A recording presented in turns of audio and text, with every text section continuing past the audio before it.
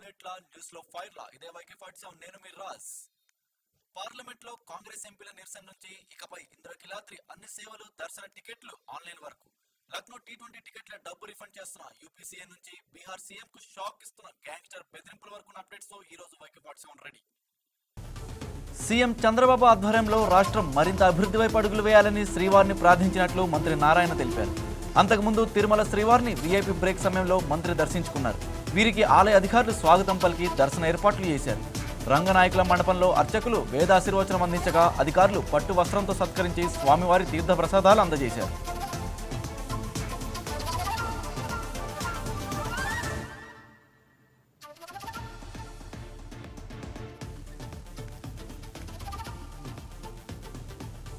మహాత్మా గాంధీ జాతీయ ఉపాధి హామీ పథకం పేరు మార్పుపై పార్లమెంట్లో కాంగ్రెస్ ఎంపీలు నిరసన చేపట్టారు. మహాత్మా గాంధీ పేరు తొలగించడాన్ని తీవ్రంగా ఖండిస్తున్నామన్నారు. జాతీయ ఉపాధి హామీ పథకాన్ని నిర్వీర్యం చేస్తున్నారని మండిపడ్డారు. వీబీజీ రామ్జీగా కేంద్రం మార్పు చేస్తూ లోక్సభలో బిల్లు ప్రవేశపెట్టి ప్రతిపక్షాల ఆందోళన మధ్య మెజార్టీతో ఆమోదింపు చేసుకుంది. కేంద్రం తీసుకున్న ఈ చర్యను వ్యతిరేకిస్తూ ప్రతిపక్ష ఎంపీలు పార్లమెంట్ ఆవరణలోనే గాంధీజీ చిత్రపటాలను చేతబట్టి నిరసన చేపట్టారు.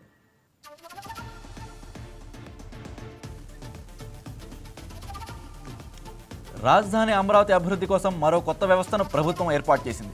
ఇప్పటికే సిఆర్డీఏ అమరావతి డెవలప్మెంట్ కార్పొరేషన్లు ఉండగా కొత్తగా Amaravati growth and infrastructure corporation లిమిటెడ్ను రాష్ట్ర ప్రభుత్వం ఏర్పాటు చేసింది. దీని ఏర్పాటుతో అమరావతి నిర్మాణ పనులు మరింత వేగంగా జరుగుతాయని భావిస్తున్నారు. ప్రత్యేక వాహన నౌకగా ఏర్పాటైన ఏజీఐసీఎల్ రాజధాని అమరావతి నిర్మాణంలో కీలక పాత్ర పోషించనుంది. ఏజీఐసీఎల్ అనేది రాజధాని నిర్మాణ ప్రాజెక్టులలో పెండింగ్లో ఉన్న పనులను వేగవంతం చేయడంతో పాటు రాజధానిలో త్వరలో నిర్మించబోయే గ్రీన్ఫీల్డ్ విమానాశ్రయం, ఎన్టీఆర్ విగ్రహం, స్మార్ట్ పరిశ్రమలు, ఐకానిక్ వంతెన, స్పోర్ట్స్ సిటీ, రివర్ ఫ్రంట్ అభివృద్ధి, రోప్వే, ఇన్నర్ రింగ్ రోడ్, ఇతర ప్రత్యేక ప్రాజెక్టుల కార్యకలాపాలు, నిర్వహణ బాధ్యతలను పర్యవేక్షించనుంది.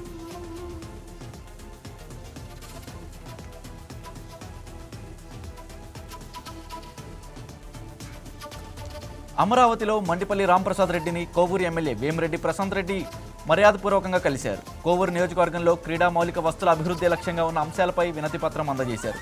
ఇందుకూరుపేటలోని ఎంకేఆర్ హైస్కూల్ ఆవరణలో ఉన్న 5.70 ఎకరాల భూమిలో 400 లక్షల రూపాయల అంచనా వ్యయంతో సమగ్ర స్పోర్ట్స్ కాంప్లెక్స్ నిర్మించాలని కోరారు.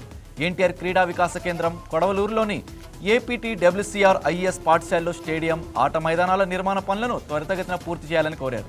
పనుల ఆలస్యం వల్ల విద్యార్థులు, యువ క్రీడాకారులు ఇబ్బందులు ఎదుర్కొంటున్నారన్నారు.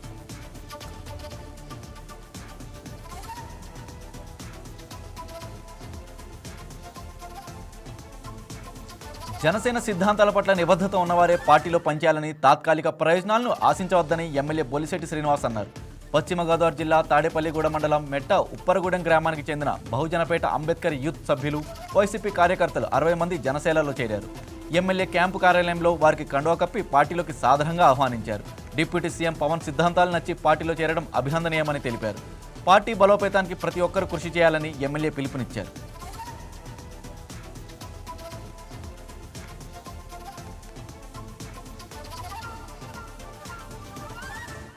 ధాన్యం విక్రయించిన 48 గంటల్లోనే రైతుల ఖాతాలో నగదు జమ చేస్తున్నామని ఏపీ స్పీకర్ అయిన పాత్రుడు అన్నారు. అనకాపల్లి జిల్లా నాతవరం మండలంలో ధాన్యం కొనుగోలు కేంద్రాన్ని ఆయన ప్రారంభించారు. రైతులు తమకు నచ్చిన రైస్ మిల్లుకు ధాన్యాన్ని తరలించుకునే వెసులుబాటు కూటమి ప్రభుత్వం కల్పించిందని చెప్పారు.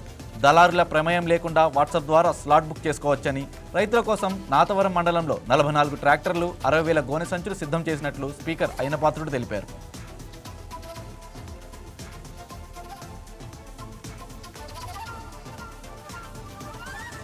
విద్యారంగంలో వినూత్న మార్పులు తీసుకురావడమే లక్ష్యంగా అల్లూరి సీతారామరాజు జిల్లాలో అమలు చేస్తున్న super 50 inspiration engine of Nirman కార్యక్రమంపై ముఖ్యమంత్రి ప్రశంసలు కురిపించారు. కలెక్టర్ల సదస్సులో భాగంగా అల్లూరి జిల్లా కలెక్టర్ దినేష్ కుమార్ ఈ ప్రాజెక్టుకు సంబంధించిన వివరాలను ప్రజెంట్ చేశారు.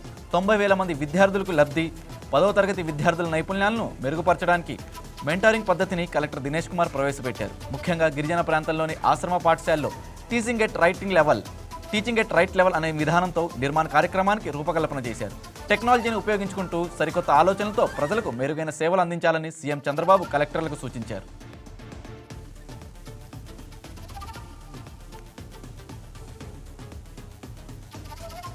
మున్సిపల్ కార్పొరేషన్ ఇన్ఛార్జ్ మేయర్గా బాధ్యతలు చేపట్టిన రవికుమార్ను నెల్లూరు రూరల్ ఎమ్మెల్యే శ్రీధర్ రెడ్డి అభినందించారు.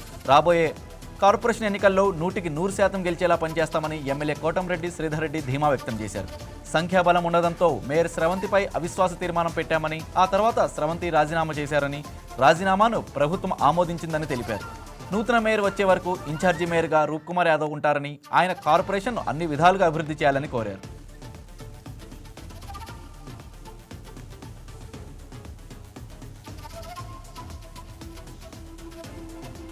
కర్నూలు జిల్లా పత్తికొండ నియోజకవర్గంలో 3 కోట్ల రూపాయలతో నూతనంగా నిర్మించిన గ్రామీణ మంచినీటి సరఫరా పథకాన్ని ఎమ్మెల్యే శ్యాంబాబు ప్రారంభించారు. పత్తికొండలోని కొన్ని ప్రాంతాల్లో నీటి ఎద్దడి సమస్య ఎక్కువగా ఉందన్నారు. కూటమి ప్రభుత్వం అధికారంలోకి వచ్చాక 3 కోట్ల రూపాయలతో ఈ మంచినీటి సరఫరా పథకాన్ని ప్రారంభించడం సంతోషంగా ఉందన్నారు. ప్రతిరోజు మంచినీరు సరఫరా అయ్యే విధంగా భవిష్యత్తులో నీటి సరఫరాలో ఎలాంటి అంతరాయం లేకుండా చర్యలు తీసుకుంటామని ఎమ్మెల్యే శ్యాంబాబు తెలిపారు.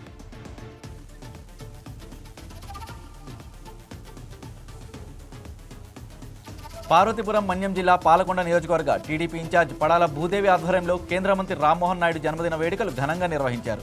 కేక్ కట్ చేసి పుట్టినరోజు శుభాకాంక్షలు తెలిపారు. అనంతరం నక్కలపేటలోని షిరిడి సాయిబాబా ఆలయంలో ప్రత్యేక పూజలు నిర్వహించారు. ఈ సందర్భంగా పాలకొండ ఏరియా ఆసుపత్రిలో రోగులకు పండ్లు పంపిణీ చేశారు. రోగులను ఆప్యాయంగా పలకరించి వారి యోగక్షేమాలను అడిగి తెలుసుకున్నారు.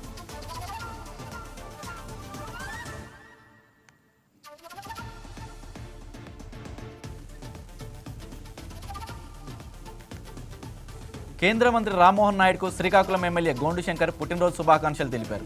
ఈ సందర్భంగా కృష్ణపేట గ్రామంలో పార్వతీ సహిత కైలాస ఈశ్వర స్వామి దేవాలయంలో ప్రత్యేక పూజలు, అర్చనలు నిర్వహించారు. రామ్మోహన్ నాయుడు ఇలానే మరెన్నో పుట్టినరోజులు జరుపుకోవాలని, నిండు నూరేళ్లు ఆయురారోగ్యాలతో అష్టైశ్వర్యాలతో సంతోషంగా జీవించాలని భగవంతుని ప్రార్థించినట్లు ఎమ్మెల్యే తెలిపారు.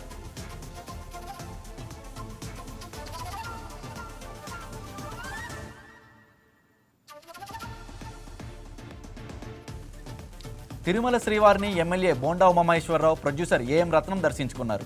వీఐపీ బ్రేక్ దర్శనంలో స్వామిని దర్శించుకొని మొక్కులు చెల్లించుకున్నారు. వీరికి ఆలయ అధికారులు స్వాగతం పలికి దర్శన ఏర్పాట్లు చేశారు. అనంతరం రంగనాయకుల మండపంలో వేద పండితులు వేదాశీర్వచనం అందించగా ఆలయ అధికారులు పట్టు వస్త్రంతో సత్కరించి స్వామివారి తీర్థ ప్రసాదాలను అందజేశారు.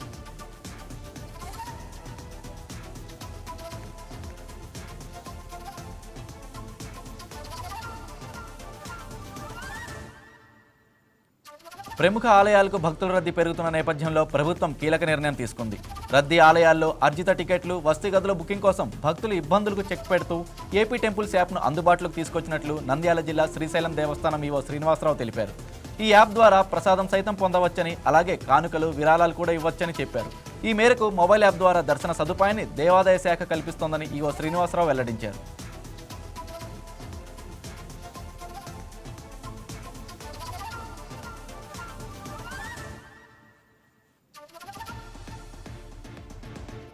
విజయవాడలోని దుర్గా మల్లేశ్వర స్వామి దేవస్థానం కీలక నిర్ణయం తీసుకుంది. ఇకపై దర్శన టికెట్లతో పాటుగా అన్ని సేవలు ఆన్లైన్లోనే పూర్తిగా అందుబాటులోకి ఉంటాయని తెలిపింది. భక్తులకు పారదర్శకతను పెంచేందుకు త్వరలో మొత్తం ఆన్లైన్ సేవలను ప్రవేశపెట్టనున్నట్లు ఆలయ కార్యనిర్వహణ అధికారి సీనా నాయక్ వెల్లడించారు. కనకదుర్గమ్మ టెంపుల్ మొబైల్ యాప్ లేదా మనమిత్ర వాట్సాప్ సేవ ద్వారా మాత్రమే బుకింగ్లు చేసుకోవాలని, ప్రభుత్వ ఆదేశాల మేరకు ఆలయ కౌంటర్లలో కూడా దర్శన ఆర్జిత సేవ టికెట్లు పూర్తిగా ఆన్లైన్ ద్వారానే జారీ చేయబడతాయని స్పష్టం చేశారు. భక్తులు తమ ప్రయాణానికి అనుగుణంగా ముందుగానే దర్శనం, ప్రసాదం, వసతి బుకింగ్ చేసుకోవాలని, అలాగే అనధికారిక మార్గాల్లో టికెట్లు బుక్ చేసి మోసాలకు గురికాకుండా అత్యంత జాగ్రత్తగా ఉండాలని సూచించారు.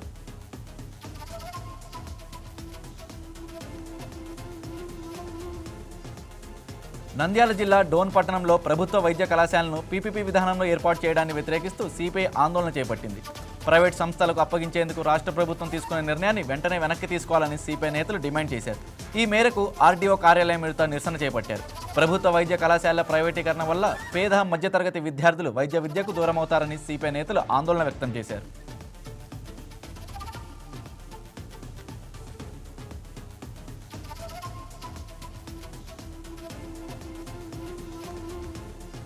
పశ్చిమ గోదావరి జిల్లా నర్సాపురంలోని పలు ప్రాంతాల్లో పొగమంచు కమ్మేసింది. దీంతో ప్రజలు బయటకు రావడానికి భయపడుతున్నారు.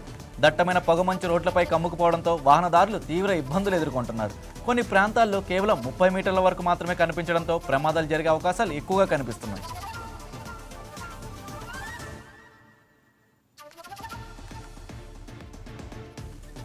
తిరుమల శ్రీవారి ఆలయం వద్ద అన్నాడీఎంకే పోస్టర్లను ప్రదర్శిస్తూ వీడియో చిత్రీకరించిన తమిళనాడు భక్తులపై టీటీడీ ఆగ్రహం వ్యక్తం చేసింది. కొండపై రాజకీయ ప్రచారాలు, పార్టీ గుర్తులు ప్రదర్శించడం నిషేధమని తెలిపింది. నిబంధనలను ఉల్లంఘించిన వారిపై చట్టపరమైన చర్యలు తీసుకుంటామని టీటీడీ సిపిఆర్ఓ తెలిపారు. ఈ ఘటన సోషల్ మీడియాలో వైరల్గా మారింది.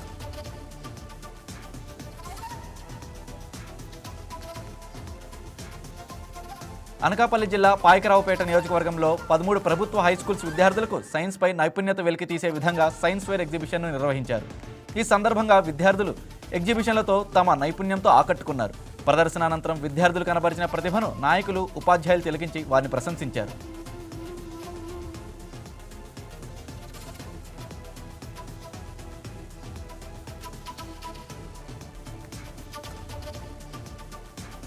పశ్చిమ గోదావరి జిల్లా భీమవరంలో అంతర్జాతీయ వలస కార్మికుల దినోత్సవాన్ని నిర్వహించారు. నేషనల్ వర్కర్స్ వెల్ఫేర్ ట్రస్ట్ ఆధ్వర్యంలో సమావేశం ఏర్పాటు చేశారు. గల్ఫ్ కార్మికులు గల్ఫ్ దేశాలకు వెళ్లే ముందు కనీస అవగాహన తీసుకుని వెళ్లాలని కనుమూరి విజయదుర్గ సూచించారు. ప్రవాస ఆంధ్ర ఇన్సూరెన్స్ చేయించుకోవాలన్నారు. విజయవాడలో హోమ్ క్యాప్, హైదరాబాద్లో టామ్ ఆఫీస్ వద్ద ట్రైనింగ్ ఇస్తున్నారని చెప్పారు. ట్రైనింగ్ తీసుకుని సరైన పద్ధతిలో వెళ్తే క్షేమంగా వెళ్లి లాభంగా రావచ్చన్నారు.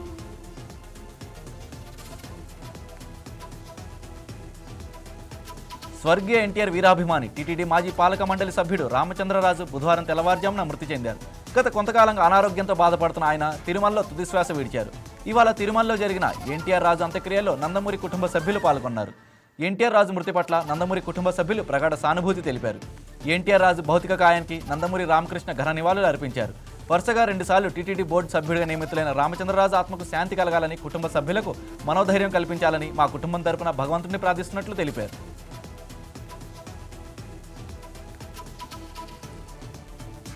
అల్లూరి సీతారామరాజు జిల్లా దేవీపట్నం మండలంలో కొన్ని గ్రామాలకు వెళ్లే రహదారి పరిస్థితి అధ్వానంగా తయారైంది. పోతవరం నుంచి చిన్నారి గండి వరకు సుమారు 5 కిలోమీటర్ల మేర రహదారి పూర్తిగా ధ్వంసమై ప్రమాదాలకు నిలయంగా మారిందని స్థానికులు ఆవేదన వ్యక్తం చేస్తున్నారు. ఆ గ్రామాల నుంచి గర్భిణీలు, అనారోగ్యం బారిన పడిన వారు ఆసుపత్రికి తీసుకెళ్లాలంటే ప్రయాణం నరకయాతనంగా ఉందని వాపోతున్నారు. అధికారులకు ఎన్నిసార్లు ఫిర్యాదులు చేసినా పట్టించుకుపోవడం లేదని ఆగ్రహం వ్యక్తం చేశారు.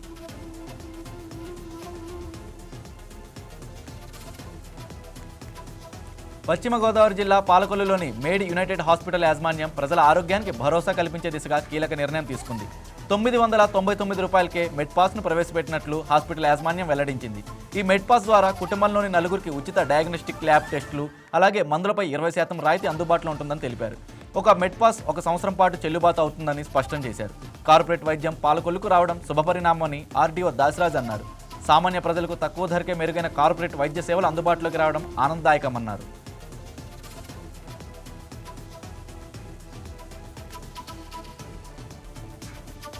కృష్ణా జిల్లా గన్నవరం నియోజకవర్గ జనసేన ఇన్ఛార్జ్ చలమశెట్టి రమేష్ బాబు బాపులపాడు మండలం హనుమాన్ జంక్షన్లో ఆమరణ నిరాహార దీక్ష చేపట్టారు. మల్లపల్లి రైతులకు ఏనాటి నుంచో అన్యాయం జరుగుతుందని ప్రభుత్వం స్పందించి నష్టపరిహారం చెల్లించి న్యాయం చేయాలని రమేష్ బాబు డిమాండ్ చేశారు.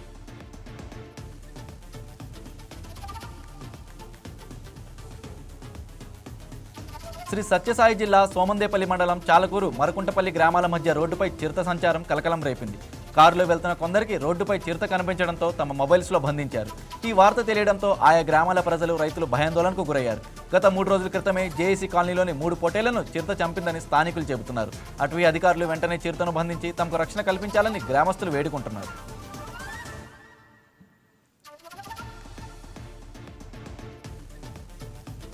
ప్రకాశం జిల్లాలో దారుణ హత్య జరిగింది. కొండేపి నియోజకవర్గం టంగుటూరులో ప్రైవేట్ బ్యాంక్ సెక్యూరిటీ గార్డ్ హత్యకు గురికావడం సంచలనంగా మారింది.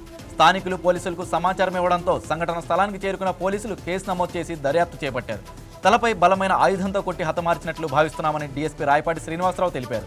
చోరీకి పాల్పడిన దుండగులు ఈ ఘాతుకానికి పాల్పడ్డారా లేక మరి ఇతర కారణాల వల్ల ఈ దర్యాప్తు అనంతరం వెల్లడిస్తామన్నారు. ప్రస్తుతం 4 టీమ్స్గా ఈ హత్య కేసును ఛేదించేందుకు చర్యలు తీసుకున్నట్లు డీఎస్పీ తెలిపారు.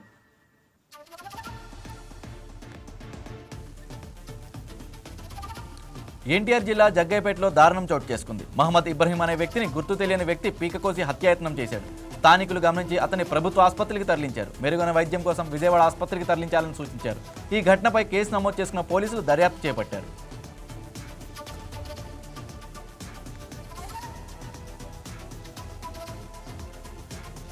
అల్లూరి సీతారామరాజు జిల్లా దేవీపట్నం మండలం అంగులూరు ఘాట్ రోడ్ దగ్గర ఘోర రోడ్డు ప్రమాదం జరిగింది. అదుపు తప్పి ఐరన్ గ్రిడ్ల లోడుతో వెళ్తున్న లారీ లోయలోకి దూసుకెళ్లింది. ఈ ప్రమాదంలో డ్రైవర్, క్లీనర్ ప్రాణాలతో బయటపడ్డారు. పోలవరం ప్రాజెక్టు వైపు నుంచి ఐరన్ గ్రిడ్లు తీసుకెళ్తుండగా ప్రమాదం జరిగింది. వారం క్రితమే ఇదే ఘాట్ లోయలోకి పర్యాటకుల బస్సు దూసుకెళ్లింది. ఈ నేపథ్యంలో ఘాట్ దగ్గర దేవీపట్నం ఎస్ఐ షరీఫ్ పోలీస్ సిబ్బందిని ఏర్పాటు చేశారు.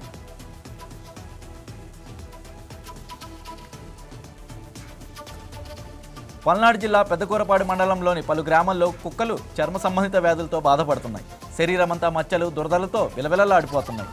ఈ వ్యాధి ఒకదాని నుంచి మరొక దానికి వ్యాపిస్తుండడంతో పాటు జనసంచారం ఉన్న ప్రాంతాల్లో తిరగడం వల్ల మనుషులకు కూడా సోకే ప్రమాదం ఉందని వైద్యులు హెచ్చరిస్తున్నారు. గాలి ద్వారా కూడా వ్యాపించే ప్రమాదం ఉందని అధికారులు వీధి కుక్కల విషయంలో జాగ్రత్తలు తీసుకోవాల్సిన స్థానిక ప్రజలు విజ్ఞప్తి చేస్తున్నారు. మాంసం దుకాణాల వద్ద కోడి వ్యర్థాలను తినడం వల్ల ఈ వ్యాధి వ్యాపిస్తుందని, కోళ్ల పెంపకంలో వాడే యాంటీబయాటిక్స్ మందుల అవశేషాలు పేగులు నిల్వ ఉండడమే దీనికి కారణమని పశు వైద్యాధికారి డాక్టర్ హరికృష్ణ తెలిపారు.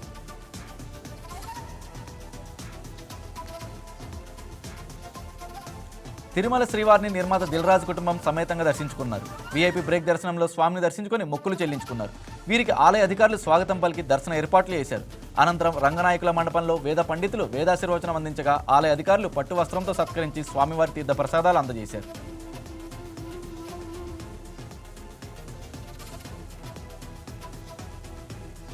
ఏపీలో చలి తీవ్రత మరింత పెరుగుతోంది. అల్లూరి సీతారామరాజు జిల్లాలో నీళ్లు గడ్డగట్టేందుకు ఉష్ణోగ్రతలు పడిపోయాయి. దీంతో వాహనదారులు బయటకు రావడానికి తీవ్ర ఇబ్బందులు ఎదుర్కొంటున్నారు. వాహనాలపై గాజు ముక్కల్లా మంచు పేరుకుపోతుంది.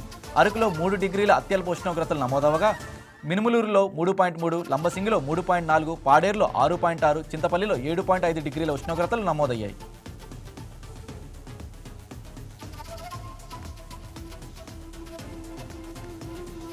రాష్ట్రంలో మెడికల్ కాలేజీల నిర్మాణంలో జగన్ అవినీతికి పాల్పడ్డారని మంత్రి సత్యకుమార్ యాదవ్ ఆరోపించారు. ఒక్కో కాలేజీ నిర్మాణంలో 200 కోట్ల రూపాయల వరకు అవినీతికి పాల్పడ్డారన్నారు. 400 కోట్లతో నిర్మించాల్సిన కాలేజీకి 600 కోట్లు ఖర్చు చేశారని ఆరోపించారు. అవినీతి ఆలోచనలు ఉన్నవారికే అవే ఆలోచనలు వస్తాయని విమర్శించారు. మెడికల్ కాలేజీ నిర్మాణాలకు ముందుకు వస్తున్న సంస్థలను బెదిరించడం కరెక్ట్ కాదన్నారు. పీపీపీ విధానాన్ని అనేక రాష్ట్రాలు అమలు చేస్తున్నాయని తెలిపారు.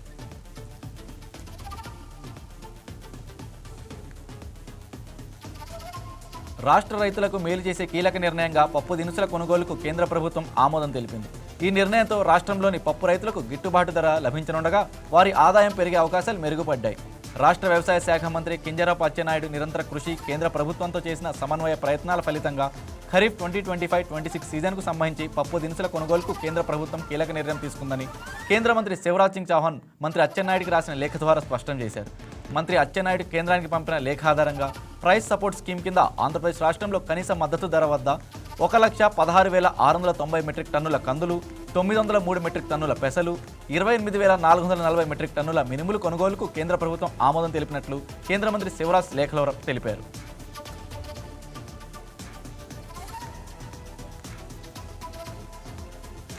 పల్నాడు జిల్లా మాచర్లలోని శ్రీ వెంకటేశ్వర థియేటర్ను గుర్జాల ఆర్డీఓ మురళీకృష్ణ, ఎంఆర్ఓ కిరణ్ కుమార్ తనిఖీ చేశారు. థియేటర్లో అగ్నిమాపక పరికరాలు, స్టాండ్, సౌండ్ సిస్టమ్, పార్కింగ్ సదుపాయాలు, సీటింగ్ సామర్థ్యం, ప్రొజెక్టర్ రూమ్ తదితర వస్తువులను పరిశీలించారు. సినిమా ప్రేక్షకుల భద్రతకు అన్ని నిబంధనలు పాటించాలని థియేటర్ యాజమాన్యాన్ని ఆదేశించారు.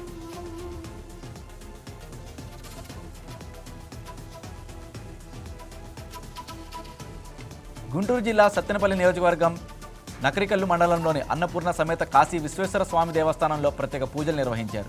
ఆలయ మండల కమిటీ ఆధ్వర్యంలో భక్తి శ్రద్ధలతో పూజలు నిర్వహించారు. గణపతి పూజ, పుణ్యాహవచనం, మహాసంకల్పం, నవగ్రహ పూజలతో పాటు ఉమామహేశ్వర స్వామివారికి అభిషేకం, అలంకారం, నైవేద్యం సమర్పించారు. అనంతరం అన్నదాన కార్యక్రమం నిర్వహించారు.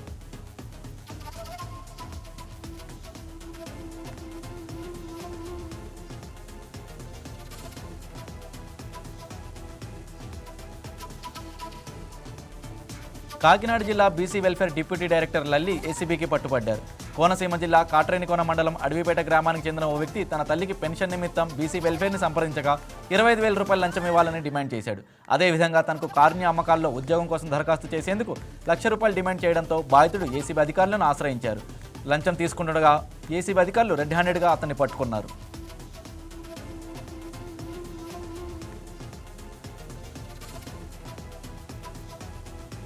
అనంతపురం జిల్లా గుత్తి జిల్లా పరిషత్ బాలికల ఉన్నత పాఠశాలలో మండల స్థాయి సైన్స్ ఎగ్జిబిషన్ పోటీలు నిర్వహించారు.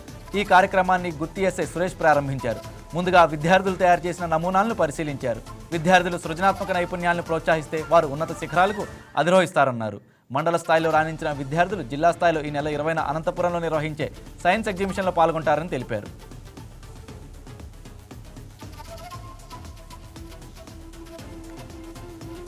అంబేద్కర్ కోనసీమ జిల్లా టీడీపీ అధ్యక్షుడిగా ఎన్నికైన గుత్తుల సాయి నియామకం పట్ల జిల్లాలోని టీడీపీ నాయకులు, కార్యకర్తలు హర్షం వ్యక్తం చేస్తున్నారు. తనపై నమ్మకం ఉంచి జిల్లా అధ్యక్షుడిగా ఎన్నుకున్న సీఎం చంద్రబాబు నాయుడుకు గుత్తుల సాయి కృతజ్ఞతలు తెలిపారు. జిల్లాలోని టీడీపీ నేతలు అందరినీ కలుపుకొని పార్టీ బలోపేతానికి కృషి చేస్తా అన్నారు. తనకు అప్పగించిన బాధ్యతలు నిర్వర్తిస్తూ స్థానిక సంస్థల ఎన్నికల్లో టీడీపీ సత్తా చాటే విధంగా కృషి చేస్తానని తెలిపారు.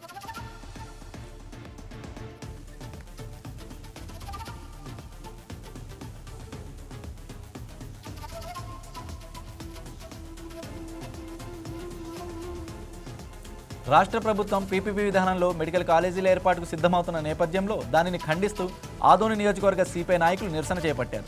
పీపీపీ విధానం పేద ప్రజలకు తీవ్ర నష్టం కలిగించే ప్రమాదం ఉందని ఆగ్రహం వ్యక్తం చేశారు.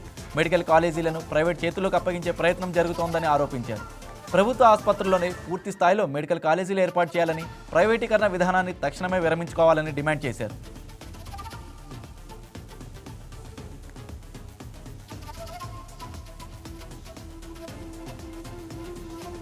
విజయవాడలో భవానీ దీక్షల విరమణలో అమ్మవారికి భక్తులు సమర్పించిన కానుకలను రెండో రోజు లెక్కించారు.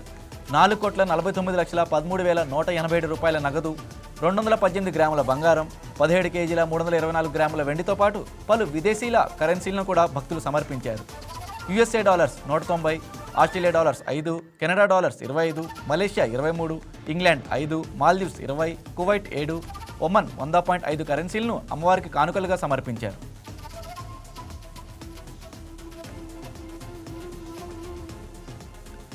నంద్యాల జిల్లా ఆలగడ్డలో జాతీయ హస్తకళల అభివృద్ధి కార్యక్రమం నిర్వహించారు. ఈ కార్యక్రమంలో ఎమ్మెల్యే భూమా అఖిలప్రియ, రాష్ట్ర హస్తకళల అభివృద్ధి సంస్థ చైర్మన్ డాక్టర్ పసుపులేటి హరిప్రసాద్ పాల్గొన్నారు. ఎన్హెచ్డిపి కింద 50 మంది రాతి శిల్ప కళాకారులకు మెరుగైన పనిముట్లను ఎమ్మెల్యే పంపిణీ చేశారు. హంపి అవార్డు అందుకున్న శంకర ఆచార్ని ఘనంగా ఎమ్మెల్యే చైర్మన్ సత్కరించారు. శిల్ప కళాకారులు ఎదుర్కొంటున్న సమస్యలు అడిగి తెలుసుకున్నారు. ఆలగడ్డను కళాకారుల అడ్డగా మార్చేందుకు కృషి చేస్తానని ఎమ్మెల్యే భూమా అఖిలప్రియ తెలిపారు.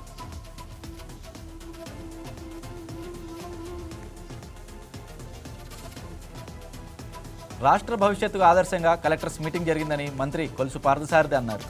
ప్రజలు రోజువారీ సమస్యల పరిష్కారం దిశగా మీటింగ్ జరిగిందన్నారు. ఈ సమావేశంలో స్వర్ణాంధ్ర 2047 10 సూత్రాలపై ప్రముఖంగా చర్చలు జరిగాయని తెలిపారు. భూములు రీసర్వే చేసి తప్పులు సరిదిద్దాలని ఆదేశాలు ఇచ్చారని చెప్పారు. ప్రతి జిల్లాలో వచ్చే పెట్టుబడులపై ఫోకస్ పెంచి వెంటనే గ్రౌండింగ్ అయ్యేలా చూడాలని సీఎం ఆదేశించారని తెలిపారు.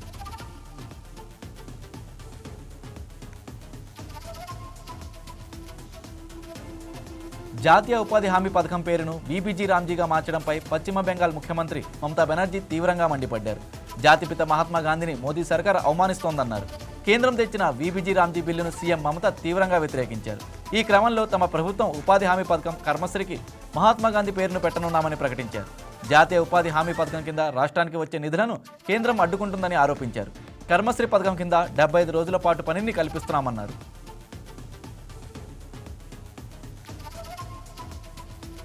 బీహార్ సీఎం నితీష్ కుమార్ను చంపేస్తామంటూ బెదిరింపులు వచ్చాయి. పాకిస్తాన్కు చెందిన గ్యాంగ్స్టర్ షహదాజ్ భట్టి నుంచి ఈ బెదిరింపులు వచ్చినట్లు సమాచారం. ఇటీవల ఒక కార్యక్రమంలో నితీష్ కుమార్ ఓ ముస్లిం మహిళ హిజాబ్ను లాగడం, నితీష్ బహిరంగ క్షమాపణలు చెప్పాలని భట్టి డిమాండ్ చేశాడు. లేదంటే తీవ్ర పరిణామాలు ఎదుర్కోవాల్సి వస్తుందని సోషల్ మీడియాలో వార్నింగ్ ఇచ్చాడు. బాధ్యతాయుతమైన పదవిలో ఒక మహిళతో ప్రవర్తించే విధానం అదేనా అంటూ మండిపడ్డాడు. అయితే పాక్ గ్యాంగ్స్టర్ బెదిరింపులపై దర్యాప్తు చేస్తున్నామని బీహార్ డీజీపీ వినయ్ కుమార్ పేర్కొన్నారు. త్వరలోనే పూర్తి వివరాలు వెల్లడిస్తామని తెలిపారు.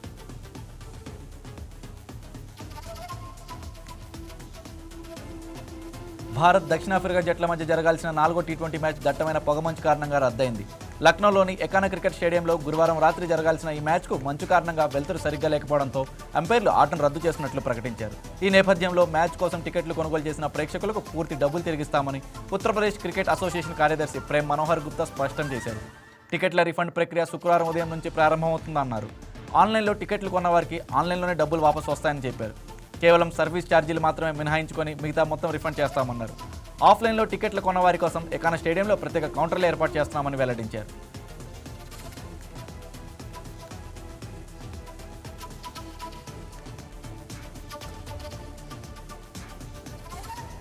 దేశీయ స్టాక్ మార్కెట్లు గురువారం ట్రేడింగ్ను ఫ్లాట్గా ముగించాయి. రోజంతా తీవ్ర ఒడిదొడుకులకు లోనైన సూచీలు చివరికి స్వల్ప నష్టాలతో సరిపెట్టుకున్నాయి. ఐటీ షేర్లలో బలమైన కొనుగోలు కనిపించినప్పటికీ ఆటో, మెటల్, ఫార్మా రంగాల షేర్లలో అమ్మకాల ఒత్తిడి మార్కెట్లను కిందకు లాగింది. ట్రేడింగ్ ముగిసే సమయానికి బీఎస్సీ సెన్సెక్స్ 78 పాయింట్లు నష్టపోయి 84,482 వద్ద స్థిరపడింది. దీంతో సెన్సెక్స్ వరుసగా 4వ రోజు కూడా నష్టాల్లో ముగిసినట్లయింది.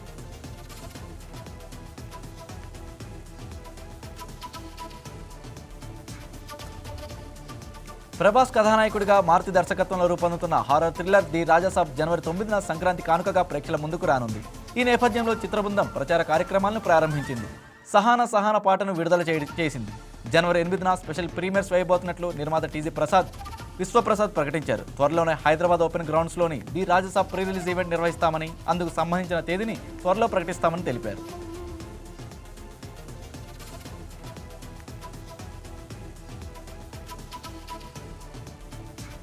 ప్రపంచవ్యాప్తంగా సినీ ప్రియులు ఎంతో ఆసక్తిగా ఎదురుచూస్తున్న చిత్రం Avatar fire and ash James Cameron దర్శకత్వంలో వస్తున్న ఈ విజువల్ వండర్పై భారతదేశంలో భారీ అంచనాలు నెలకొన్నాయి. ఇప్పటికే దర్శక ధీరుడు రాజమౌళి ఈ చిత్రాన్ని ప్రశంసించగా తాజాగా క్రియేటివ్ డైరెక్టర్ సుకుమార్ కూడా ఈ జాబితాలో చేరారు. సినిమా చూసిన అనంతరం ఆయన తన అభిప్రాయాన్ని పంచుకున్నారు.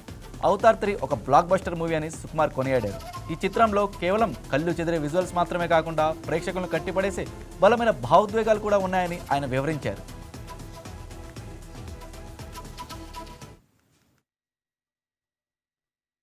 That's all for now. Keep watching YK news. తెలుగువారి గుండె చప్పుడు.